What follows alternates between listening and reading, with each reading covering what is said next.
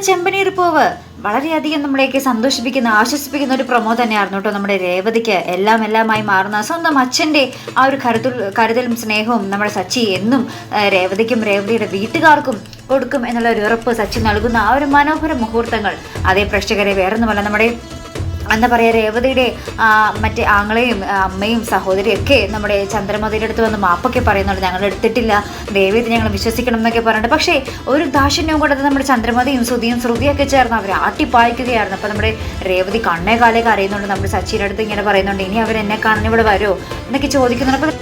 അപ്പോൾ നമ്മുടെ സച്ചി നമ്മുടെ രേവതിക്ക് വാക്ക് കൊടുക്കുന്നുണ്ട്, നിന്റെ അച്ഛൻ നിന്നെ എങ്ങനെ സ്നേഹിച്ചോ, നിങ്ങളെ എങ്ങനെ ആ കരുതലും സ്നേഹമൊക്കെ തന്നു, അതേപോലെ തന്നെ ആ ഒരു സെയിം സ്നേഹം തന്നെ ഞാൻ നിങ്ങൾക്ക് തരും എന്നൊക്കെ പറഞ്ഞ് നമ്മുടെ രേവതിയെ ആ ഒരു വാക്കുകൾ കൊണ്ട് ആശ്വസിപ്പിക്കുന്ന സച്ചിയാണ് നമുക്ക് കാണുവാൻ സാധിക്കുന്നത്.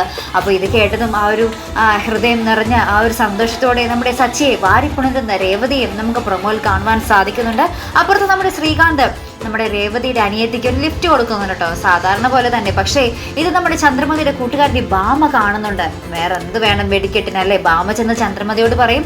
അപ്പോൾ ഇന്നത്തെ കാര്യം വീണ്ടും നമ്മുടെ രേവതിക്ക് വയറ് നിറയെ കിട്ടാനുള്ള എല്ലാ പരിപാടികളും വീണ്ടും ആയിട്ടുണ്ട്. എന്തായാലും നമുക്ക് കാത്തിരുന്ന് കാണാം ഇതിൽ നിന്നൊക്കെ നമ്മുടെ സച്ചി രേവതി എങ്ങനെ പ്രൊട്ടക്റ്റ് ചെയ്യും, നമ്മുടെ ചന്ദ്രമതി ഇനി രേവതിയെ അവിടെ നിന്നും പടിയിറക്കി വിടുമോ എന്നൊക്കെ നമുക്ക് കണ്ടു തന്നെ അറിയാം. അപ്പോൾ ഇതുപോലുള്ള പ്രൊമോ റിവ്യൂസിനും എപ്പിസോഡ് റിവ്യൂസിനും ഒക്കെ നിങ്ങൾ മറക്കാതെ ചാനൽ സബ്സ്ക്രൈബ് ചെയ്യുക.